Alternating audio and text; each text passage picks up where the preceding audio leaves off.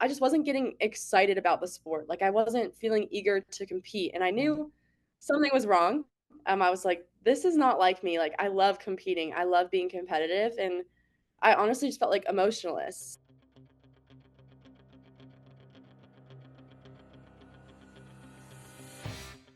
Today on the show, I'm chatting with a recently retired swimmer from the University of Louisville. Paige McCormick is up next.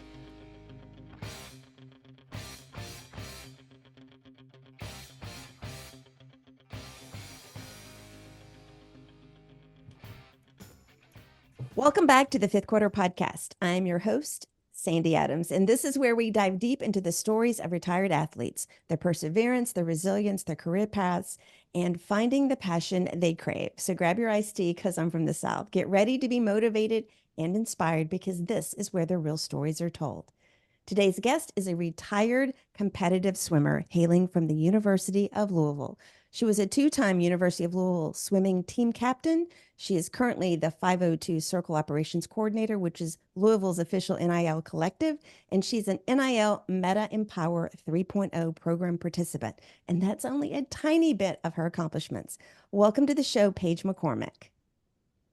Hi, thank you so much for having me. It is such an honor, and I'm so excited to get into this. I am too. I was looking for more female athletes and I literally went to LinkedIn. This is how I found you. I literally went to LinkedIn and typed in athlete in the search bar and Really? then just went down the list and you are the first person to actually respond to me. Oh my So, gosh. Well, so I always go through my LinkedIn. It's like my favorite form of social media, so this is yes, perfect. yes. So, LinkedIn works for a lot of things. I mean, I reached out to probably 25 women the other day, and you were the only one that responded. Wow, So, that's crazy. We're gonna get our female athletes in here. Like, let's go. yeah, I know. Because, that was when I started doing this last year, I realized there were more men on the guest list than there were women. And so I've really been trying to get a good diversity and also in sports because I didn't want, obviously, I'm a Memphis basketball fan, but I didn't want it to be just one sport or just men, And so I've been looking for a lot of different ones. So, hey, I just reached out and all I could think was, either you don't answer, you tell me to stop messaging you, or you say yes. So you did, and here we are. So I want to dive into, just to start off, who is Paige McCormick at this moment? Yeah, I feel like if you would have asked me this question, if we would have had it a week ago, I would have had a completely different answer than what I have now. So, not to get too much in, because I know we're going to talk a little bit later, but I Yes. just got back from an NIL summit, which is where I've kind of made my name in this retirement sports world. I actually ended up winning Innovator of the Year, which is super exciting. So, I like to consider myself now an innovator of college athletics, female Right. college athletes. It's kind of like now I have like the title of it, but I never really owned it and considered myself someone who is innovating in this space and confident in their Right. work. I was never really sure of where I was in my career, obviously being retired. So I feel like a strong innovator, still an athlete. I love sports. So just really proud of myself and the work that I've put in so far, which probably wouldn't have said a week ago. So perfect timing. Yeah. So I was stalking your social media. So I did see all that. And I think that's fabulous. The one thing that I love about your story, and I literally didn't even know like what years you were even like an athlete. Okay. What I loved was that, and we will get into this specifically later, but you started your college career, NIL didn't exist. And it came about during your college career. And, some of the other women I've had on here, they've been basketball players and they grew up before social media, and that social media came to light during their high school years. And so I always like to get that perspective of like before and after and like how it's changed. Let's talk a little bit about where you are working now, what you're doing now, because I believe you graduated with your master's in May. So I graduated in May with my master's. It was a 1 year kind of expedited program. Which So I am I was again actually like in awe of because I can't believe you did it a year. It looking back, it definitely was a fun yet dumb decision. There were a lot of times where I was really stressed because I finished my undergrad in 3 years, and I knew I wanted to stay in the sport for four. Right. And I didn't want to get my MBA because the program just didn't really line up with my timeline. So I explored kind of like this expedited version of the master's program at Louisville. And my professors are fantastic. They're super supportive. So we were able to kind of customize it to me so I could get all the credits while also still being a student athlete, still traveling, and being able to get all the work done. So I ended up getting in contact with Dan. I was an intern for our fundraising at University of Louisville for 2 years, and that's where I became in contact with my now boss, Dan Furman. He moved to the collective when it first kind of started. He's our president. So we've always remained in contact, obviously, with being a student athlete. And then I had a little podcast that I wanted I, 502 s- Circle to sponsor. I saw that So I was too. trying to like slide in there and be like, hey, I also like would love a job post grad. So it was kind of like my little free trial, as we like to say it, to see how I could work in that space as a professional. So upon graduating, or actually upon finishing my eligibility, or my not my given eligibility, but my known eligibility that I was going to Right. take, I reached out to him and was like, hey, I'm done. Like, I would love to talk about any opportunities you have. And it kind of all fell into place. I onboarded after the Kentucky Derby, which is always like a fun little fun Right. fact. Our operations coordinator. So I like to say I fall in three sectors with a big umbrella. Because as you know, in sports, you kind of wear all different types of You hats do. just depending on the day. Right. So I work with student athlete relations, which is really fun because a lot of the people know and respect me, which makes my job a lot easier just because they knew I was a former athlete at Louisville. Membership growth. So our collective is also membership and donation based. So these people can subscribe to different content and different exclusive things that are specific to us and our athletes and our membership base. And then I'm also with our corporate sponsors. So people who want to give either one-time donations or they want athletes out and about in their businesses. I kind of like work on creating all of that together. And I've been here for about a month and a half and it's been awesome. It's been super fun. It's kept me busy, kind of thrown right into it. As I said, it was right after the Kentucky Derby, which is the middle of May, which is where all of that new house settlement started. So Right. my first week of the job, all of the revenue sharing, all the new rules. I thought I understood it, still trying to understand Oh it. my It's been a fun God. space to navigate, but it Yes. definitely kept me on my toes the first week for sure. It is a constant, I heard somebody refer to it as the wild, wild west right now, NIL, and I really think it is. And we could have a whole nother topic on that, like Yeah. literally, like we could. But today, let's talk all about you, and then we'll dive back into NIL in just a little bit. But let's talk all about you. So, I want to, you mentioned your retirement did just happen, and you say your known eligibility. So you had the option to take an extra year because of COVID, correct? Correct. Yes. Okay. Yeah. Okay. So you chose not to. And one of the questions I asked you in your form was, what's the hardest part about going from a competitive athlete to a working professional? So what is that answer? Is it Mhm. one thing or many things? I feel like it's been a lot of stuff.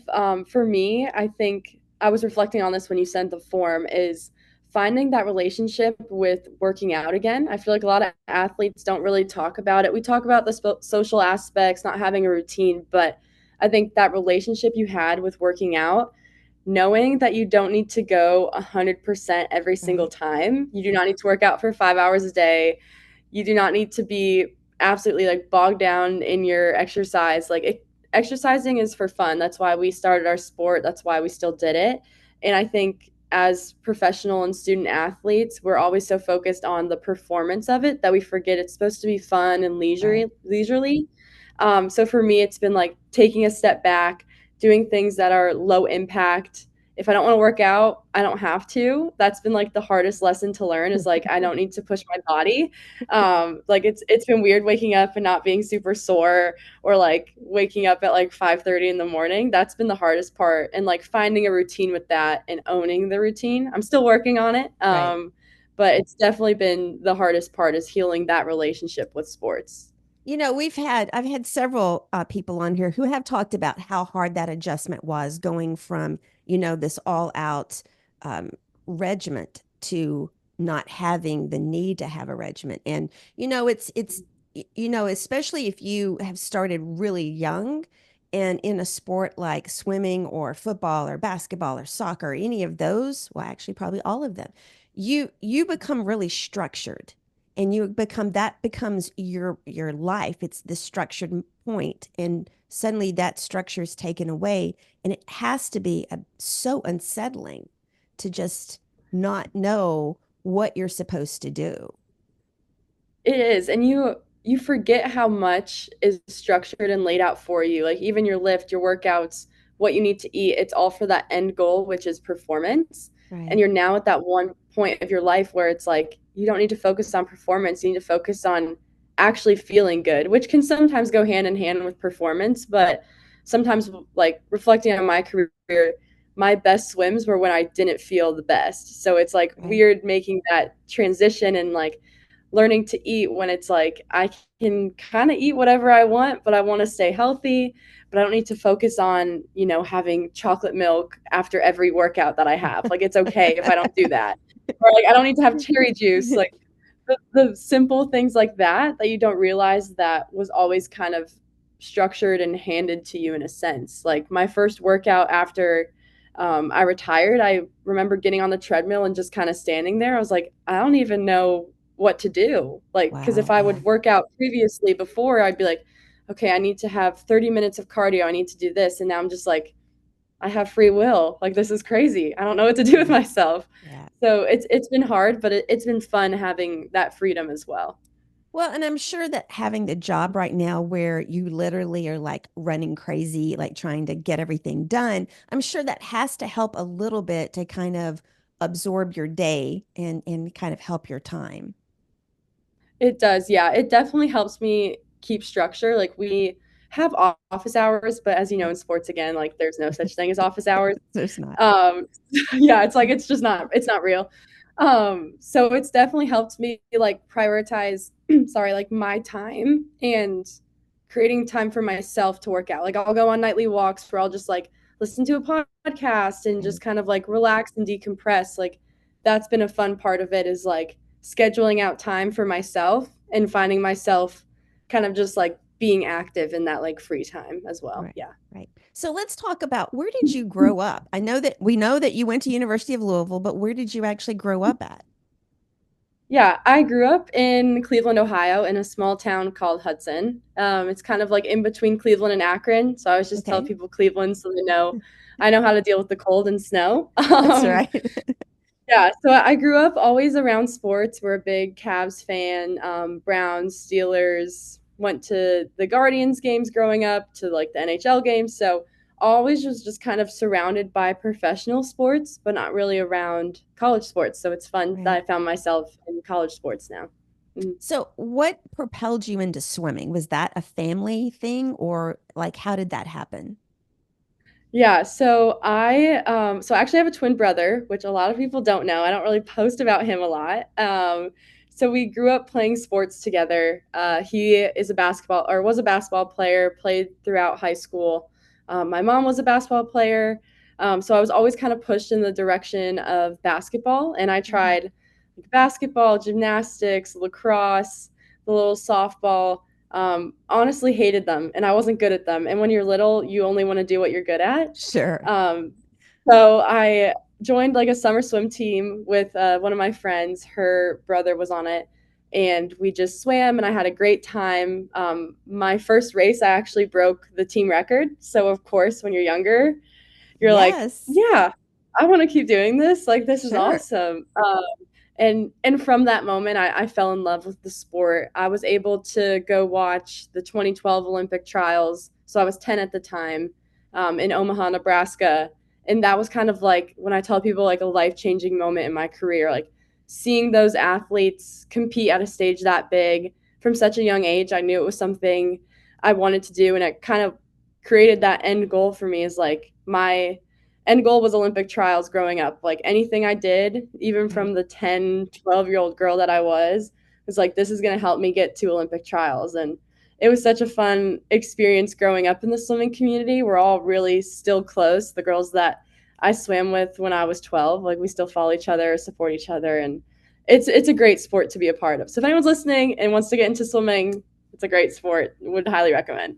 And it was interesting because yesterday I was doing the research on you and I was like, because I was reading about the Louisville swim team, okay, and how it's like got such a great swim team. And I'm like, Memphis doesn't have a swim team, do they? Like, I don't think they do. Um, and so that was just an interesting tidbit side note for me. Um, so when did you realize that you were really good? Yeah, I'm trying to. Because what you, and I'll put this all in Yeah. the show notes because there was a long list of accomplishments, like a long list. And you should be very proud of that. Like I want to, and that was the other thing. I love to brag on anybody that comes on here because those aren't easy to accomplish. You know, there are thousands and thousands of people out there that try sports and don't do anything with them. And I think that that is a testament not only to your skill level, but also to the consistency and the dedication and the work ethic and all of that. So, um, when did you realize that you were good? That's such a funny question because I've actually never thought about it. As you're explaining what you're talking Most about, I'm people like, have it. Most people have it. For me, I would probably say, so when I was 12, I was a big like backstroker. So anything that's on your back, I loved. That was like my bread and butter growing up. And there was this swim meet. It's called NCSA's. It's just like a smaller version of nationals. They have it Right. every year in Florida, and all the high school girls were qualified for it, and some of them were going for their cuts at this one meet I was at. I'm a little 12-year-old girl, so I was working really hard that year. I really wanted to just go to Florida, to be so honest. It's right near Disney. Right. And I was like, I just want a trip to Florida. Like, this is sweet. I love swimming. Like, it's like best of both worlds. And I ended up getting my cut, and I was one out of, I think, two or three 12-year-olds at that meet. And we were the youngest girls with all these high schoolers. And I think that for me was the moment that I understood, okay, I'm in a very rare situation where I'm the youngest, but I'm also one of the fastest at Right. this meet. And, the little 12-year-old girls, one of them actually, she's one of my good friends. She just made the Olympic team. So it's like a fun way to grow Oh, throughout this sport. All sure. of us are doing amazing things now. Just a little fun fact in there. But I think that was where I was like, okay, like this is a fun space. I enjoy this sport and I want to keep growing because I could see the end goal at this meet and I could see the girls that were qualifying for different teams and qualifying for different events. And I was like, okay, I see it. I'm in the space. Like let's go get Right. it. Like I'm Right. there. My foot's in the door. So that was probably the moment where I was like, okay, I'm kind of good at this. Like I'm one of the younger ones, hanging with the high schoolers, learning all the new stuff. Hey, Yeah. I think that's great. Playing up or competing up also has its advantages. I've seen and I've talked to people that were pushed too soon to play upward or play with older people or compete with older people. But then there's also athletes who have it's helped them excel and help them get better because they could compete like that.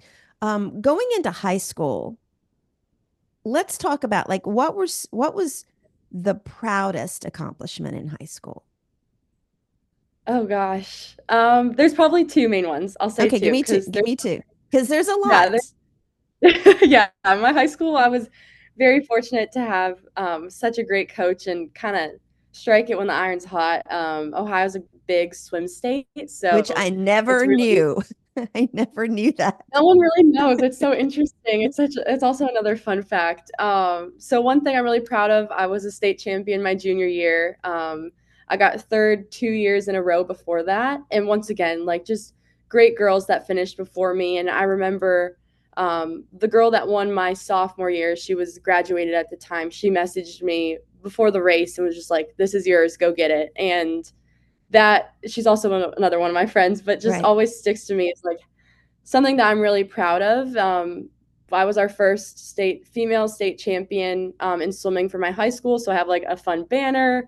Right. I just got all the like accolades with it. That was, as a college or as a student athlete in high school, you always dream of being the state champion. And like, that's kind of like the goal because you're the Right. best in the state. And that was something I'm really proud of. And I still am to this day. And then another one that kind of goes along with our state meet is so you're allowed to swim 4 events each year, two individuals and two relays. And to final, you have to get top eight in prelims, and then you come back at night and you swim it again. So throughout my 4 years, I finaled in every individual and every relay. So I have 16 state medals. Wow. I believe the one of the only girls in the state history to do that. So I always tell people like I'm so grateful to have those upperclassmen lead me as a freshman and as a sophomore, and then as an upperclassman doing it, pushing the underclassmen and having the trust in them because they kind of knew it my senior year that I was getting close to kind of completing this like huge mission of Right. 16 finals. So um, having them as a support group, I'll always say is like the thing I'm most proud of is because you can do it individually, but as a team, it's so much better. It means so much more. And having those girls kind of with me, a part of that and part of that journey has been so fun. And it's something I'm really proud of because you kind of forget as like a freshman, you're not really supposed to be like wise in that space. And I Mhm. felt wise. So it was really fun. And I'm still really proud of it. It's like a fun little fun fact. Yeah. So a couple of questions from that is one, you know, swimming is an individual sport, Mhm. but you talk about how the team really helps everybody. And how important is that, obviously from what you were saying, but how do you guys, sorry, how do you ladies help foster that? Because it is hard when you've got to compete individually, but you need the team camaraderie, the team, around you. Everybody needs everybody in a mindset kind of way to help keep that going. So how do you guys foster that? Yeah. I think it's kind of setting the like tone very early is knowing that you're all here to get better. And I honestly truly didn't understand this till I went into college and be surrounded by people who were 100% like-minded. Obviously in high school, you're just going to have the people that are kind of there for fun, the people that are there for Right. serious, like you kind of have all ranges, but in college is where I really truly learned the lesson because I was surrounded by people who were all the same as me. And I Right. had that in high school, just not as huge of a mass of it. So I would say just like setting the tone early that you're all working towards one goal, and that's to get better. Right. And you can't control what everyone else is doing, especially in swimming. Like you truly are in your own lane. You can give it your all and you might still not win. Like you just can't control that. So pushing each other and also staying in your lane. There's no reason to, trash talk anyone. There's no reason to kind Right. of bring someone down. The best way is to bring someone up because at the end of the day, when you bring them up, you're also going to lift yourself up because when you compliment someone or you try to compete with them, you're also making yourself feel better. It's like a 2-for-1 special, as I like to tell people. So it really taught me that how important like creating a good environment is and a safe environment where everyone can compete, but it's not personal. Like it's all for the team and it's all for making everyone better. Yeah. I wish more people put more energy into doing things like that because that's not always the norm. The other question from what you had said was, how do you accomplish all these things as a high school student? How do you keep yourself from basically getting a big head and not training as hard, thinking like it's going to be easy now? Like, how do you keep that mentally from happening? I think honestly, I give all the credit to my parents. They taught me very early on to be humble. Like, Mm. there were the sweatshirts that were, like you get at like swim meets or like events, and it's like you can have like the different, it's like the press on, and like Right. there's one that was like, I bust mine to kick yours. Like, it's just like I'll always remember it. And Right. I really wanted it as a kid, did because I was like, this is so cool. Like, yeah, I'm like naturally winning at this. And my parents were like, absolutely not. Like, they kind of walked me through this whole lesson. Like, you were never gonna put Oh, that on a sweatshirt. Like, you can have the eat my bubbles, but like, we're not doing that. And I remember like when I would walk around at these swim meets and I would start to notice the kids that would wear it and they weren't exactly the most humble people. So I think that's yeah. where I put two and two together from a young age. But translating into high school, I kind of just always had that mentality just because my parents instilled it in me all the time. We're always the people to stay late and thank people and thank the support staff. And they just taught me how it takes a village to work with one Yes. person. So I mentioned my brother, but I also have two younger siblings. They're also twins. Another fun fact about Oh me. my Um, God. Your poor so mom. Okay. yeah, like just like growing up in a huge family, all of us grew up athletes, so we learned from an early age to be competitive, but also be the first person to shake the competitor's hand. Right. And at the end of the day, you do it because it's fun and you do it because you love it. You don't do it because you want to make the other person feel bad. And I think that helped me a lot as I got through high school because it is really easy. High school is such a competitive nature. You're going Mm. through that comparison, whether you're in sports or not, everyone goes through it. And it was really easy for me to kind of get tied up in that. And I think just like taking a step back, kind of knowing where my feet are. I had a really good training partner. She is still swimming, actually. She's still swimming up in Cleveland. And her and I talk all the time. And we kept each other humble. We kept each other making sure that we're staying towards our goals. And she was honestly like the best thing to happen for me for high school because we kind of stuck together. Everyone kind of Right. knew us as like the two swimmers. But we're also like the two people that wouldn't be afraid to talk about swimming, but would not make it our whole personality. And I think that helped a lot as well. So did you ever dive? I didn't, based on your stuff, I didn't know if you dived as well. Not that swimming and diving No, have to go together. I have a fear of heights, so I like I do cannot too. dive at all. I give every diver so much credit. The ones at Louisville that dive are absolutely amazing. They're the sweetest people I've ever met, and they are like, "Oh, come on, Paige, go off the diving board." I'm like, Yeah, not "I'll just me. stay from Mm. here. I'll watch you guys. That's you guys." Like I cannot do that. Yeah, it just kind of freaks me out. So let's go on and talk about and I think you've kind of answered this in a roundabout way, maybe not. What do you love most? What did you love most about swimming in high school and college? Like, what was the biggest thing that you loved about swimming? I think honestly, I loved the sport. I think for swimming, similar to like track and field, is it's very black and white. You Right, know, you know it's good, you know it's bad, you know what you have to go to get a certain goal most of the time, unless it's like big championship meets. But right, it's really easy to see and outline your goals for the year. And I'm someone who I guess used to be very type A. Now I'm not so much. But I really love to see that like outline of steps, and that's what made me kind of fall in love with the sport. Is I think I was listening to a podcast, but like for swimming, it's really easy to see your progression, like from any age, whether it's right. club swimming, high school swimming, college swimming. Like they kind of have just like this awesome plan laid out for you, like with different time standards and things like that. So I really enjoyed that it was black and white. But on the other side of it, I loved the team camaraderie of it that a lot of people don't realize, kind of what we talked about, Mhm. especially in college. I think it's just so different. I feel like probably every college athlete that you've had here has talked about it, is like the team environment of college Yes. athletics is so unmatched and it's so hard to describe, but it's like everyone wants to be there. Everyone's working towards the same goal, and it's such a special environment that you don't realize till you're out of it. It's like everyone is like minded, everyone has the same values. Our coaches always say you were picked for a reason, Right. and you can tell they do a good job of picking people who are very like minded. So it makes it really easy to get along with people who are like minded. And that was probably my favorite part, is like I still love these girls to this day. I still talk to them. And it's just really fun having that like built in friendships with a competitive Right. spirit as Right. well.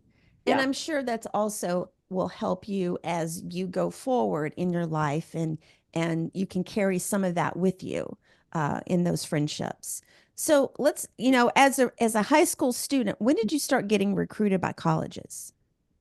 Yeah, Or so we were does able that to. does that happen in for swimmers? Like, do you get recruited by? I know that's probably a dumb question, but Yeah. No, like no, no, you're it's the not. first swimmer I've talked to. So It's so interesting compared to different sports. My little sister's a basketball player, and she's currently going through recruiting, and it's just been so fun to talk to her and compare how recruiting is. right. Because as I said, swimming is very black and white. You know the times, you're able to look up the meets, you can see how they swim.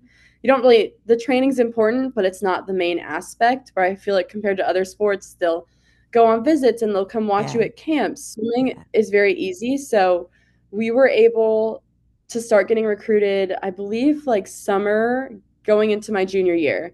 Right. And I kind of knew it was going to be crazy. I was a top 100 recruit. So what I did is I shut my phone off for the first weekend. I think it happened on like a Friday. And you're expected, all these college coaches are just going to email you, DM you. They have their number. Like you're just going to get like a ton of messages, is essentially how recruiting works, in mail, of course. So I turned my phone off for the weekend and then I got back to it and there were a ton of messages.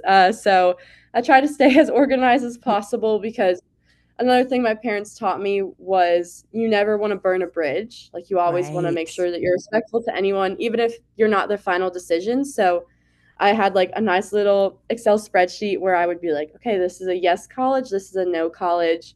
Did I email them back? Yes or no? Like anyone I that love that. emailed I me. love that. Thank you. That's like one of my favorite like recruiting advice. Like when everyone asks me, I'm like, don't burn a bridge, stay organized. So anyone that contacted me, they at least heard from me in some capacity. Obviously, it's really easy to kind of narrow down. Like, okay, I knew I didn't want to go out to California, so like any Right. California school, I said no to. I kind of knew I wanted to go Division One. I knew kind of what I wanted my team to look like. So I narrowed it down to about 20 in the beginning, which is still a A little lot. overwhelming It for is. junior in high school. Um, so then from there, you just have like preliminary calls with the coach that reached out to you, kind of just like talking about their program, seeing what fits with you. And then from there, you move on to unofficial and official visits, similar to most sports, where at the time I was allowed five. I think the rule may or may not have changed by now. Right. I don't know. Um, so from there, I just like I always tell people like recruiting for swimming, as I'm sure for any other sport in high school, it was like a part time job. I would come home from practice and I would have about 3 hours of calls a night. And when you're coming home Oh at my 6 and then God. you get done at 9, it doesn't leave a lot of time for homework, which was very hard to realize that I feel like a lot of people don't talk about. Because for me, I kind of knew I had a bunch of options and I wanted to explore them. Right. So it was a lot of work. Like I would take calls during lunchtime in high school, and it taught me to be really professional really early on because you are talking to head coaches Sure. of a Yeah. Division One team, and it can be a little intimidating. It was really scary my first couple calls, but then you get the hang of it. So yeah, the recruiting process was just absolutely crazy. And then I don't know if you'll ask this or like if we'll get to it, but I just love telling the story of how I ended up at Louisville because it's like one of my favorites. We're going to get to that in Um, just a second. I actually have a question though. So hopefully there are young kids out there listening. Um, like how did that conversation with that head coach, like I've always wondered, like, what did they say? Hey, how you doing? Like, like what is that initial conversation when you've never met a coach? Yeah, usually it's just like, "Hey, how are you? Like, how's training been going?" They usually ask about like swim meets that they've either seen you in Right. or ones that are upcoming, because that's just like really easy to talk about. Usually I had like a list of questions I wanted to ask, Oh, you get but they more points for that. Yes. I like that. my parents are very professional. Like if I didn't have my parents to guide me through this, I had would have I no love idea how your to parents. They taught do you so things. well. Okay.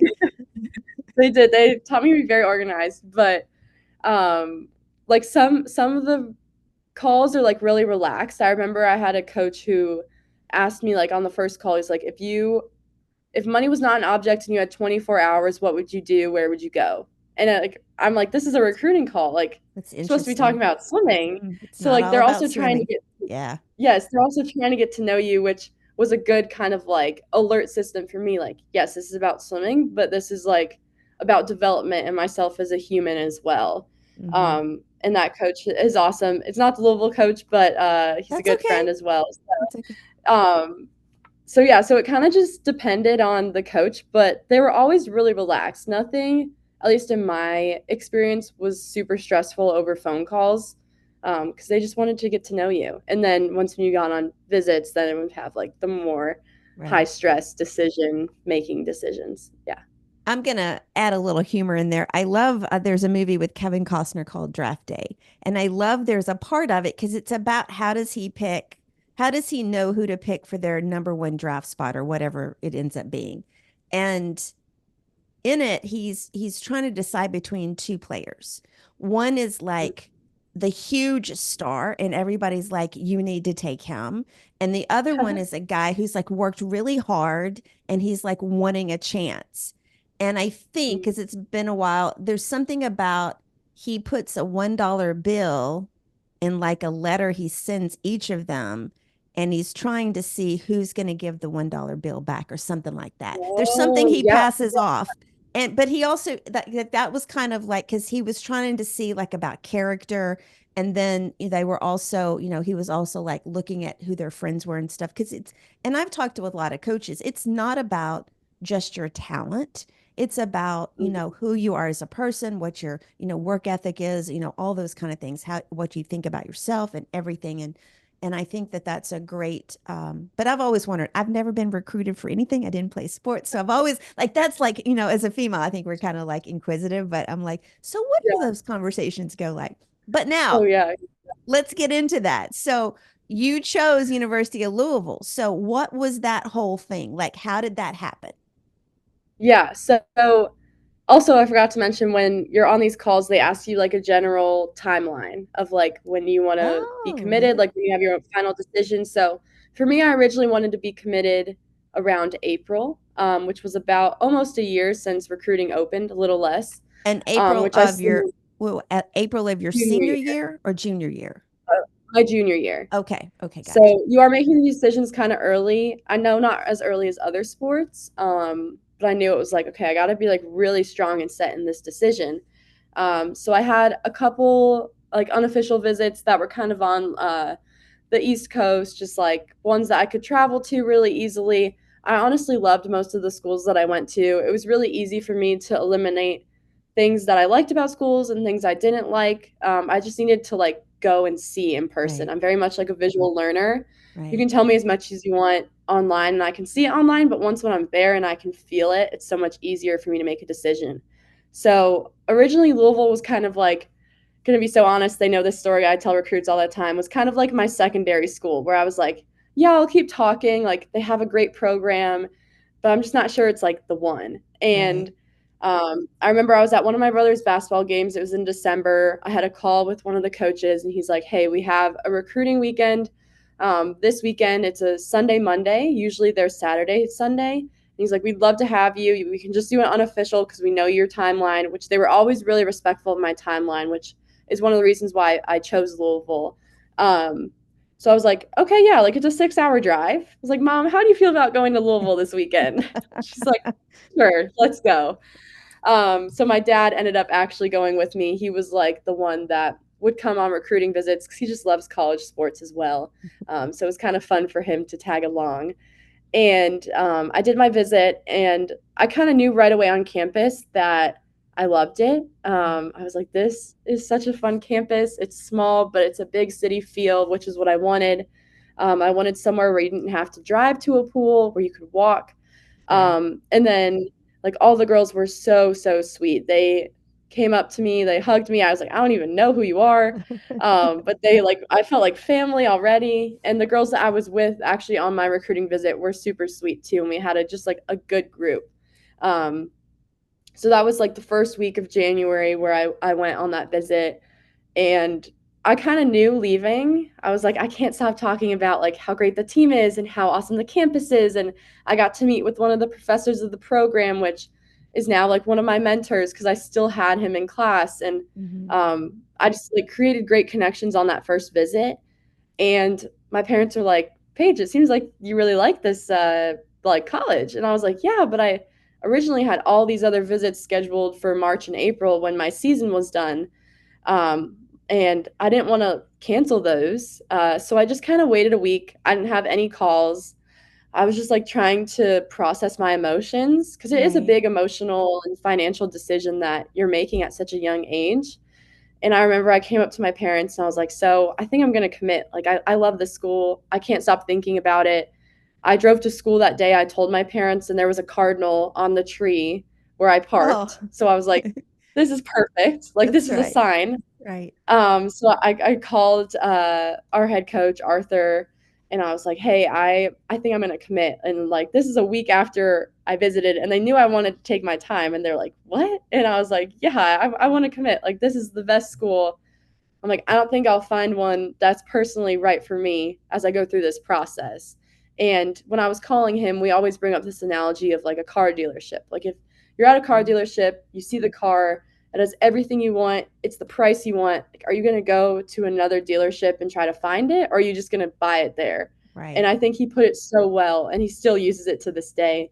And I'm like, yeah, like let's do it. Like let's. I'm going to give you my verbal, and I was able to confirm with my parents, and all the financials worked out, and it honestly was one of like the best decisions I could have made. And funny enough, the girls that were on my visit with me, 3 out of the 4 of us committed that weekend, and we Oh, didn't even that's know pretty it. cool. That's So pretty cool. I don't know what they did that weekend that was super special, but we all became teammates after that. And it's one of my favorite stories because it shows that you can have a plan and Hmm. everything happens for a reason. And unfortunately, I did have to cancel those visits, which created me another challenge of being a young athlete is telling these colleges, Yeah. I know we had this plan, but another one came up that fits so perfectly, I can't like deny it.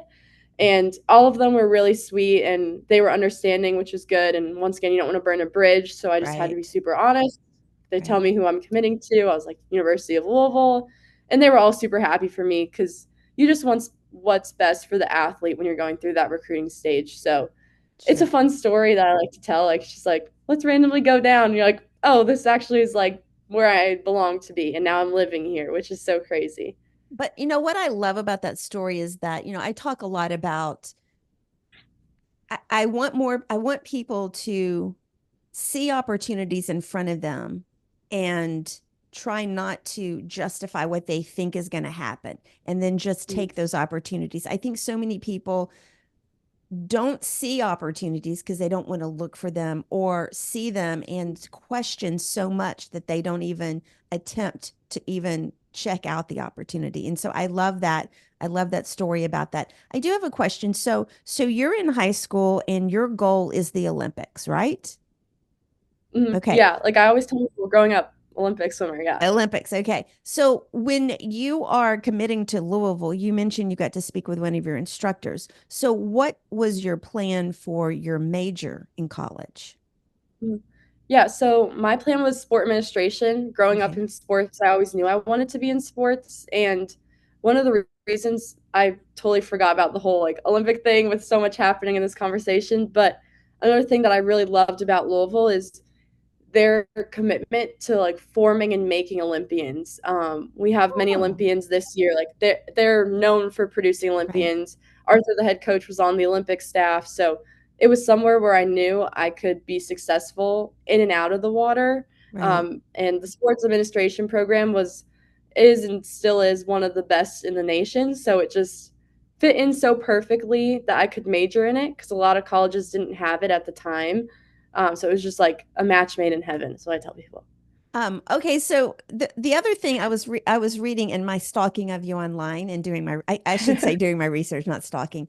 Oh, I okay. read an article I think you had written, and it talked about how I don't know how hard or how shocking or how surprising, like the transition from high school swimming to college swimming, and that you were kind of like intimidated by going to that next level, I think. Yeah. So for me, so my senior year of high school, COVID happened. So a couple of my swim meets got canceled. Olympic trials got canceled and rescheduled. So we had this period where we weren't competing, we weren't training, we didn't have, it was just like a whole uncertainty. And going into college alone is scary, but going in Yeah, during it a is. pandemic is even scarier.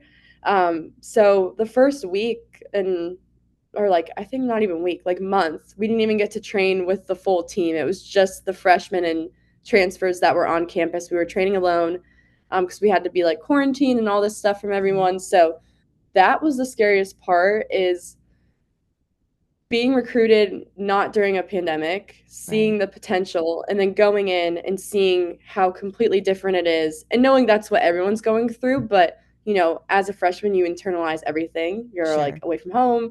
everything's new. And you're just like, this isn't what I expected. And you're like, I'm not even competing. I'm barely even swimming. Like, all I'm doing is just swimming and then going to class and then swimming again, but I'm not even seeing anybody in between. So that was the hardest part that like first semester was just adjusting expectations, I think, because I saw the potential. I knew it was there, but Right. we just didn't really know when we were going to get it back, I think was the craziest part. Yeah. Right. Okay. So, and I always ask too many questions that because but I love that all of like everybody's story is so fascinating because, I try to go back. I don't want to just focus on like when you decided to stop being a competitive athlete. I always like to Mhm. go and see what built you up to that point. So let's talk about college because you did have an injury. You did qualify for the Olympics trials, correct? Okay, Correct. Yes. Yeah. so I don't know which order those came in. So whichever order you want to take, I'm just going to be Okay. Yeah. free flow right now. I love it. So first came Olympic trials. That was after my freshman year. So as I mentioned, which I feel like I've actually never spoken about this online, the Yes, struggles with I my like freshman. this. I like this. So this is awesome. I feel like hopefully some athletes can relate to this. So my freshman year, I really struggled with the sport of swimming just in general. I feel like similar to many people. I just wasn't getting excited about the sport. Like I wasn't feeling eager to compete, and I Right. knew something was wrong. I was like, this is not like me. Like I love competing. I love being competitive, and I honestly just felt like emotionless. So I talked to some of our sports psychologists. Thank God we had some on our staff at the time. Now we have even more.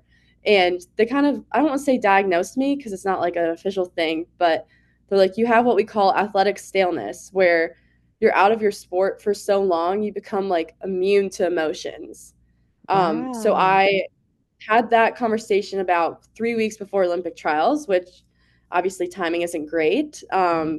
So I started journaling, I started meditating, I started doing things like that that just kind of got me back to feeling emotions again. Like I think I just like went completely emotionless. Like my roommates and I joke like I never cried my freshman year because I just wasn't feeling anything. Like I never got Right. homesick because I just didn't really know how to feel. Like I forgot how to feel.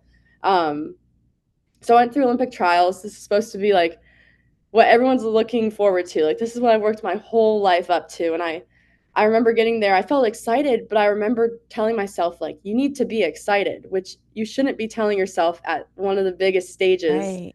um, for any swimmer and for any athlete. And it was really hard for me to go through that experience to remember to like visibly and emotionally tell myself, "Hey, you need to remember this. Hey, you need to be excited," and try to like tap into my emotions that I hadn't tapped into in so long. So I went to Olympic trials. I had two events that year. They broke it up into wave one and wave two. So I was in the first wave, which was kind of like the slower wave, but you could still qualify for the second one, is what I tell people. Right. But still, just like an amazing experience. So um, I went and I swam my first event and I had the 400 IM. And once again, like it hit me all at once on the block where I felt every emotion that I hadn't felt in Wow. months. I was like, Wow. oh my God. I remember looking at the lights. You're under a Jumbotron, you're in this expo center and like all these seats. And I'm like, oh my gosh, it all just hit me as I'm getting ready to dive in and swim this 5 minute race. And I can now joke about it. I got disqualified in my race. I did one of my turns. I was like too far over, which sometimes Oh. happens. But it's okay. There's light to the end of this tunnel of this story because now Well, and you're um, here and you're great, and so yes, but okay. life is good. My life didn't stop. That's right. Yeah. So I I got DQ'd, but before that, I swam probably one of the worst races of my life. And I think it's a blessing that I got DQ'd. So I tell people so they couldn't see my Mm, time. And I remember getting out, and that's like I'm processing all these emotions as I'm swimming. I'm supposed to be swimming, I'm supposed to be competing. And I get out to the official and I tell him, like, I think he DQ'd me because I swam so slow. Like, still to this day, that's the first thought I believed. right. And I remember getting up to him, I was like, I'm so sorry. I swear I qualified. Like, something's wrong. And he's like, no, it's just your turn. Like, you're okay. And him saying, like, you're okay kind of like hit me. I was like, I am okay. Like, it's fine. Like, everything will be all right. And I remember going up to my coach, and that was the first time I had cried after a race, which most people wouldn't be celebrating, but for me, that was a really big milestone to like Right. feel an emotion again. And I had an amazing coach who was super supportive and was just like, hey, it's the first race. You're going to be okay. Like, and then he put it in a good perspective. Like, not many people can say they went to Olympic trials, but even more can't say they got DQ'd. So it's like a fun little club that I'm in. So I like to tell people like it's an honor to be DQ'd. It's really like not many people can say that. Right. And so then the next day, I had like an off day, just kind of like reset, and then I had the 200 backstroke, which is kind of like my baby. It was the one I swam when I first got my national cut. Just it had always been one of my favorite races, and I knew I was like, okay, I can make the semifinals. I want to do like the cool walkout where you have all the lights under you. I want to get on the jumbotron again. I want to get the cool photos. So I swam that race, ended up making semifinals, and it was just like a good way for myself to reset and kind of find that love Sure. for the sport Sure. again. So I made semifinals, and then from there they like don't do finals because it was wave one. But I ended up just kind of like swimming the same time, but I was so happy with myself. I got to be on TV, which is awesome, Sure. and I was just really happy to reset that meet and kind of end with like a new perspective. I think with Olympic trials, they just happened actually for swimming. You get so bogged down in it because it's kind of all what you're striving for that you forget to kind of take in the whole experience. So getting DQ'd kind of allowed me to like set back and just enjoy the experience and not really care what the result is, but just have fun because from then I kind of knew that I probably wasn't going to be competing in 2024 with it, Right. just because that's just kind of how my process was going. And so I was like, hey, this is probably my last one. And I'd worked my whole life for it. Like it was my goal, and I was doing what I've always wanted to do. So it was a really fun experience overall. Like I'll always tell people it's a funny story. I can now laugh at it. At the moment, it probably wasn't super funny. Sure. But just super grateful for that experience and to be able to have the ability to compete at that level is something that I'm always grateful for. Yeah. Well, sure. I mean, because not very many people make it that far, right? And I think it's Hmm. also important, I hear people, and I hate to say people, but like, some people, Generally, generally, they always have this idea of perfection, and perfection is yeah. not reality. It's Yeah. so many things can happen, and it's a part of you, it's a part of your story, it's a part of who you are today. And I was talking with a friend of mine several years ago, and I was talking about some things that had happened, and I said, I really wish they had not have happened. And she said, Mm-hmm. but you know what, it made you who you are today, and I love who you are today, and it Mm-hmm. is a part of you. And I think that you telling that and sharing that also lets other people know that life is not going to go the way it's planned all the time. And Yeah. if we can compare, there was something that Michael Phelps, I saw an interview with him several years ago, and he talked about how he doesn't know when his goal of being an Olympic champion ended, because it had ended, because he he thinks that somewhere along the line it became about what everybody else wanted for him. And then, Mm-hmm. you look at him, and he has all of these gold medals at such a young age, and everything was perfection. And then what? And Mm-hmm. then what do you do? And the struggles that he had. And I'm not saying that it's better to like not accomplish your goals, but but But it's but like, yeah. but life is messy, and sometimes you just have to embrace that and learn from it and go on and celebrate that you did get there and you did get through that. And hey, look at all the, when they show the Olympics and they always show like the person that falls during like one of the races and everything. That's Mhm. who you kind of remember, right? Yeah, yeah. So I mean, people are kind of going to remember your name, but for that in a funny way. But I think that's great. I want to go ahead because we will get to the NIL, but I don't want to run out of time because I really want to dive into. There's two dates that I want to talk about. And I think Mhm. the first one is the day that you made the decision you would not pursue a pro career.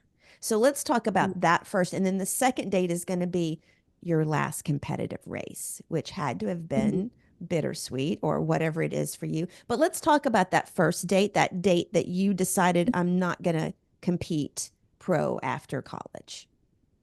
Yeah, I think for me, it wasn't like a specific date. I think it was more of over time, just kind of knowing where I was in relation to the sport. And Right. I knew that I only wanted to swim in college. I think even from a young age, I knew I didn't want to do it professionally, Right. just because I was really excited to get into like this career that I am in now and be a professional. But I knew my body was going to break down at some point, Right. just naturally as athletes.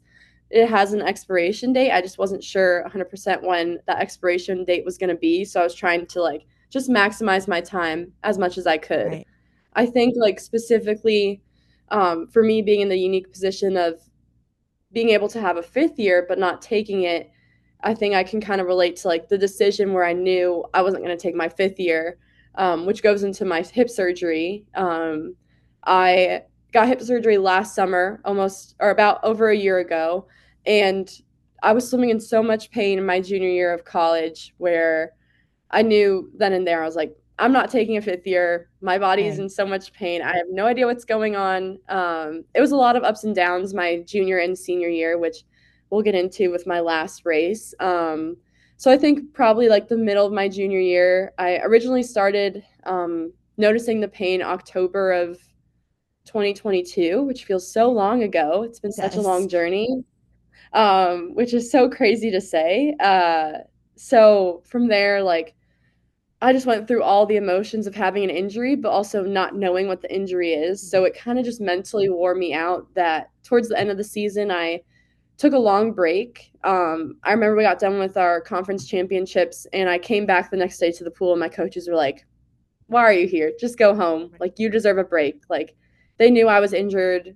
The weeks leading up to that conference in 2023, I was swimming with a rope attached to me on our pool because I couldn't do flip turns or push off the wall because I was in so much pain. Oh my And I had a buoy in goodness. between my legs. So I was just using my arms for a good 6 weeks. And then I just kind of full sent it at our conference championships. And that alone is so emotionally taxing that I knew I only wanted 1 year left in the sport, which a Right. lot of people don't know how you deal with injuries in swimming because you need to be in the Well, water, but when you're limited, it's hard. Yeah. like, okay, first of all, I'm gonna like, why did you continue to swim? Like, if you couldn't Yeah. even make the turns, like, why?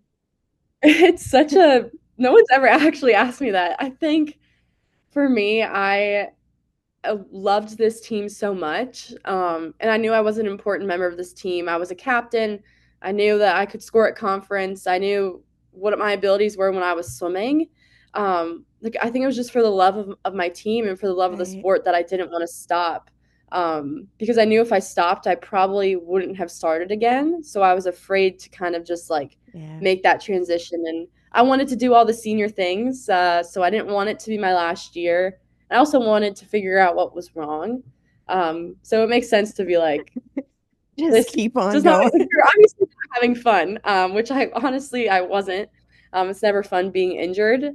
But once again, it taught me a good life lesson of knowing when to speak up and knowing that you know your body the best. I Yeah. didn't speak up early enough. Like I heard everything from like my femurs were fractured to I have tendonitis to nothing's wrong.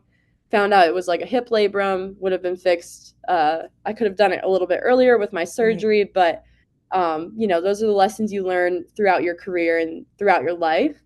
Um, so yeah, so that was like the decision where I was like, okay, I'm not doing my fifth year. Like, I love you guys. And at the Right. same time, I was also finishing my undergrad. And I knew I didn't want to be in school for another year, selfishly. So I didn't want to do another year of school, is what my I main decision was. I just I want to be done. I got to give you a shout out. Dealing with all of that, and you finished your undergrad in 3 years. Like Yeah. again, like I'm blown away by I don't know if you pat yourself on the back enough for that, because there are athletes that struggle to make 4 years. And if you look at sometimes football and basketball, when they're going pro, men generally, they don't even finish their college career. They come back maybe Mhm. later and Yeah. get it. So I got Yeah. to give It you was, credit for that.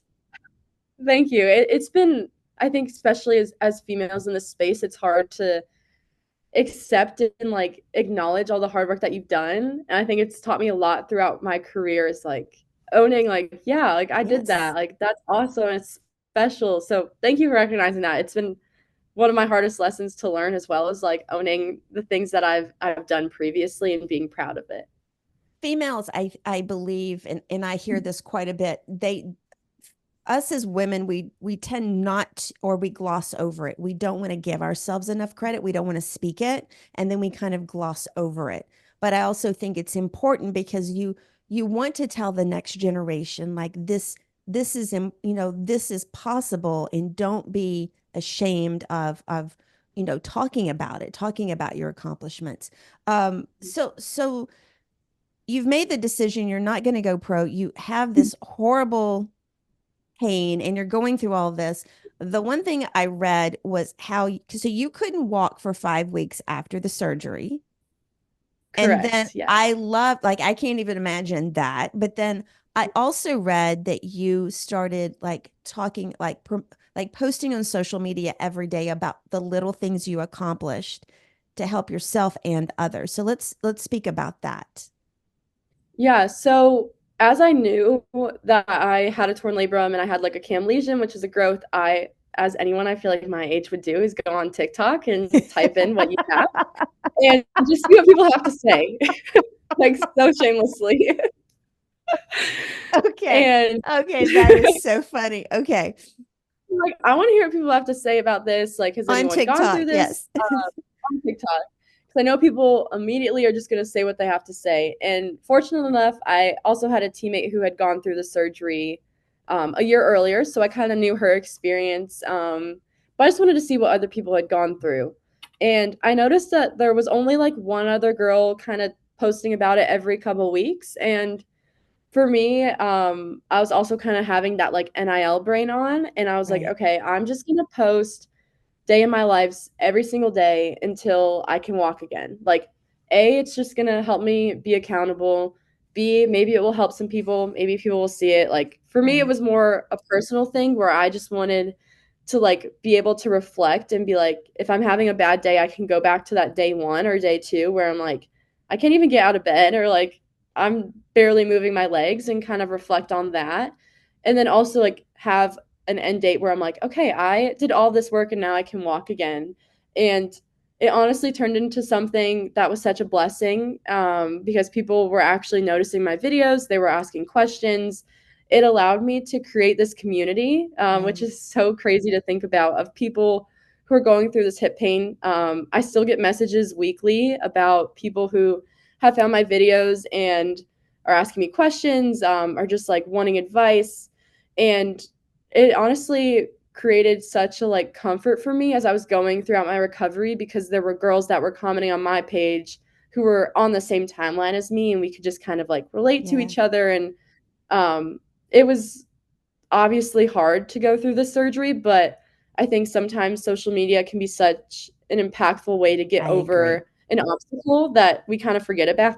Sorry, kind of forget about. And I was able to share like my tidbits, be like real with people. Like I remember one thing, I'm like, I needed an elevated toilet seat, which Yeah. is like so shameless. I'm like, you need that. Like I tell people, like, this is like my number one. Like, you need this if you're getting hip surgery. Like, you have to have this. And it was fun to just kind of create that space.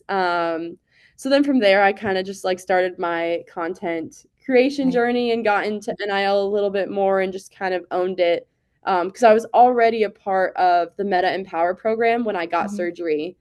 Um, or it was like I was applying for it at the time, I think. And I told them about like my like little series that I had and they loved it. And they were like, this is awesome. Like, this is why we have the program is you're not going to highlight all those high level athletes. We need the people that are kind of doing the small things to make a bigger Yes. impact. And Yes. that was something that I kind of just like owned and it was really fun. But yeah, the surgery, I mean, it was one of the hardest things I've gone through, I think, especially my senior year. I knew going in that I wasn't going to be able to compete at most of the meets just because that's how my timeline was. But I knew I wanted to compete Right. at my senior meet and like give it my best my last year, which kind of go into like the first question you originally asked is like when my last race was, because this is another Yes. important part to my journey that a lot of people don't really know about. So I swam my first meet back in November. Honestly, had like probably mentally one of the best meets of my life. The times weren't great, but they were all, I hit all the times I set like post surgery goals Right. because I knew Right. I wasn't going to come back 100%. And it was really great to have the support from the team and from the coaches that knew like they're like you're swimming so free, like you're free, like you can do what you've always wanted to do is just like compete. And so that was such a like awesome full circle moment that I went through and then um had an amazing training. I was really excited in January to kind of get back into it. I knew I only had a couple meets left. Ended up getting mono My God. the middle of my season. So Right. about 4 weeks before my senior meet, I swam a meet not knowing I had mono, and I came back and I was like, something is so wrong. I was like, I can barely breathe. Like I Right. just forgot about that mono was a thing. So they obviously tested me. I had mono. I had to be out for about 3 weeks because my spleen was inflamed, and obviously Oh, wow. diving into the water is a very Right. scary Right. thing that I kind of didn't really put into perspective till they sat me down and they're like, "You need to stop training," because I'd worked all of this like postseason, preseason with my surgery and PT to get to this moment to train, and like I loved training, and it was such Yeah. a rare time for me where I was so excited to go to the pool and train. Also, I knew it was going to be my last kind of go around, so I just had another like extra set of gratitude. Right. So when that happened, it was probably one of the worst weeks of my life. I went to the doctor like 4 times to just like keep getting tested. Right. Um, like mono's not fun. I totally No. forgot that it's like it's I had it real. when I was 4 years old, so I don't remember it, but yeah. Oh, it is not fun, and I was so tired. I just remember being so tired all the time. And I was trying to get back so that I could compete my senior meet because that was always kind of my end goal is like, I Right. just want to have a good senior meet. It'll be so fun. My family will be here. It'll be like the perfect way to end my career. And it took a lot of emotional processing throughout that kind of couple weeks that I knew I wasn't going to be able to compete at my senior meet and then at the meet that I wanted to be my last meet. So I had this goal pre-surgery to compete at like our first chance meet, which is like kind of just like one of our end of the season meets. And Right. I had that timeline throughout my whole recovery, throughout my whole season. Everyone knew that was going to be my last meet, and then a couple weeks before, 100% pivoting, being like, I can't even compete Right. now at that time, and um, kind of debating like, okay, do I want to be done now or do I want to try to continue for a couple more weeks after that and swim at like we call it last chance? It's like our last Right. time to qualify for any other meet. Because I obviously knew I wasn't swimming back to 100%, so I couldn't qualify for NCAA's at the time. Um, so I decided that I was going to swim the last chance meet. It's a much less exciting meet, frankly, than our first chance meet. That's why I wanted to swim at home. It was in Louisville. Our last chance meet was at Notre Dame. It just wasn't my home pool. Right. But once again, there's always blessings in everything. Like I'm 100% a believer that everything happens for a reason. Um, so I ended up swimming that last chance meet. Funny enough, my brother goes to Notre Dame. So another lucky thing is my whole family was actually able to come watch me swim now instead of just my parents. So Right. I got to see some of my friends and my family. My old coaches actually, so we had a coaching change in Louisville halfway through my career. Those coaches actually went to Notre Dame. So it was basically like a whole Oh, family reunion I'm for me, is getting what I tell chills. people. Like I'm getting chills about that. So I always like I always tell people like, yeah, it was awful going through the mono and having to pivot, but I'm so thankful that that was my last race because people had been following my journey throughout my whole career, obviously, and especially through my hip surgery. Some of them knew about the mono because they're like, "Why aren't you swimming?" It's just kind of like Right. word gets around in the swim community. Um, so it was just like the most bittersweet way to end my career. I could not tell you any of the times that I swam. I knew I swam the 200 free last. And I got out and all my teammates are hugging me and it was just such a special moment and I'm so thankful for it. It obviously wasn't what I ever envisioned my last race to be or what my career to be, but I think all those like trials and tribulations that I Right. went through taught me to enjoy it because if you would have told 16-year-old Paige, that's how her career would have happened, I would have been done. I would have been like, like we're doing Wow. something else. But as we've mentioned before, like it has made me so much stronger. It has made me so much more than my sport, which has helped me throughout Right. transitioning through this professional career of mine now, outside of swimming. So I'm so thankful for it. And if anyone's listening to this and like is currently going through something, everything happens for a reason, and there's no reason to fight it. You just have to embrace it and make the most of it, because that's how you're going to come out stronger. And something we say a lot is you don't lose, you learn. So you're Hmm. not losing anything. You're just learning a new life lesson, and that's really helped me throughout the last like year of college swimming. Right. So that's like a long way of answering all those questions. No, no, that was great. And no single moment defines a person. It's you're a culmination of everything. And I think sometimes people get so bogged down on one thing that happens, and I'm like, that does not define you. Don't let that define you. You know, Mhm. um, and and you are, I think, very lucky in the fact that you kind of had a say so in how to end your career, right? There, Yes. especially if Yeah. you look at professional athletes or anyone that gets some, career ending injury, they don't necessarily get to pick that date, or they don't Mhm. necessarily get to, have everybody around and take that last, hurrah thing. So, Yeah. that is something that, I think is a wonderful to kind of see that happen for you and that you got to do that. We are going to run out of time for the NIL stuff, but go follow Paige. And what is your social media? What's your Instagram handle? Everything is under at Page period McCormick, spelled like the Spice Company. Super easy. And I'll put everything in the show notes. And also so everybody can see that. I got two really quick questions. What do you see as your value now? I would say for me, I wouldn't have said this once again like a week ago, is being a trailblazer. I'm someone who is not one to kind of sit back and let things happen. Very much like aggressive. I'm outgoing. I love to speak my mind. So I'm someone that wants to be a trailblazer for female athletes in this NIL space. I think it's a super amazing community that if you get into it, you're going to Yes. see how important it is. And I love being the biggest advocate for female athletes in NIL. I love that. I love that so much. And the last one is if you could go back and talk to a 9-year-old Paige, like your 9-year-old self, what advice would you give her? I would say just have fun, enjoy the moment. As a little 9-year-old girl, you're probably just worried about what snacks you're going to have after the swim meet, which I'm glad you have your priorities straight. But just enjoy the moment and really create those friendships and relationships with people in every stage of your life because you never know when they're going to come back and help you out. That's exactly right. I love that. Paige, thank you so much for being on the show today. I appreciate you not thinking I was crazy and just like, hey, I see an opportunity and I'd love to do it. I appreciate that.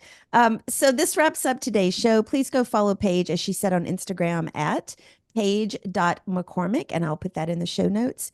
For all of you out there listening, if you've made it all the way to this part of the show, which I hope you have, I so appreciate all your support. Be sure to subscribe to the show wherever you listen or watch. My mantra is like, share, and review. Follow us on social media at 5THQRT Podcast. Until next time, remember, change is our ally and it paves the way to greatness. Stay inspired. Have a great rest of the week.